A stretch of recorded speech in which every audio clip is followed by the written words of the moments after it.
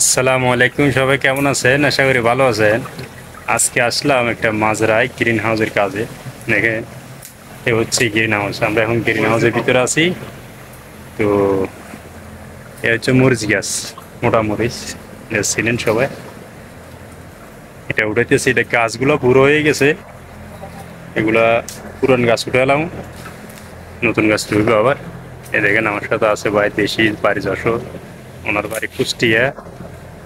তো সবাই দেখবেন আজকের আমার এই ব্লগে সৌদি আরব কিভাবে গ্রিন হাউসের মাজরা করা হয়। ও হচ্ছে আমাদের ভাগ্নে হাসান, এখানে দাঁড়াই আছে।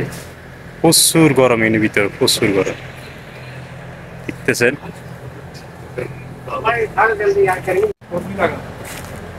এখান থেকে মোটর চালানো আছে, এদিকে ঠান্ডা পানির লাইন আছে, এদিকে হাওয়া, সম্পূর্ণ হাওয়া এদিকে আসিয়ে রে। এই দুটো ফাঙ্গার সাহায্যে, গরম হাওয়া বাইর করিয়ে ঠান্ডা হাওয়া খাওয়ার আয়োজন করে ভিতরে। এটা হচ্ছে গ্রিন হাউসের সিস্টেম। এগুলো হচ্ছে সম্পূর্ণ বড় বড় মরিচ আছে না আমাদের দেশে, ক্যাপসিকাম, যেটা ক্যাপসিকাম, ভিতরে বড় বড় দুটা ফাঙ্কা চলে দেখেন। এরপরেও এত পরিমাণ গরম, এত পরিমাণ গরম, কি বলবো।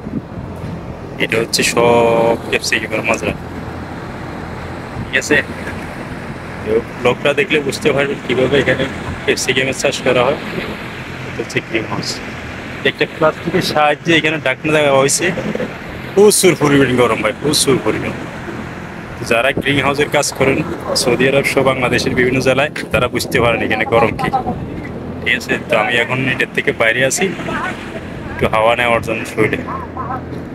এটা একটা মাজরা, এখানে মাজরা গাছ করতেছি। দেখেন, এগুলো সম্পূর্ণ মরিচ গাছ, সব মরিচ গাছ, এখানে খাজুর গাছ। তো কিছুক্ষণ পরে আমি খাজুরও দেখাবো আপনাদেরকে। হ্যাঁ,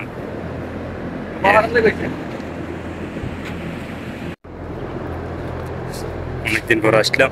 আসলে কাজ না করতে না করতে শরীরে এমন একটা আলসে এসে গেছে। প্রচুর গরম, তাপমাত্রা খুবই কড়া। আরব দেশের তাপমাত্রা তো বুঝতে পারেন যারা আরব দেশে আছেন। বিশেষ করে এটার ভিতরে আরো বেশি গরম। এটা গ্রিন হাউস, তো গ্রিন হাউসের ভিতরে প্রচুর পরিমাণ গরম, ঠিক আছে।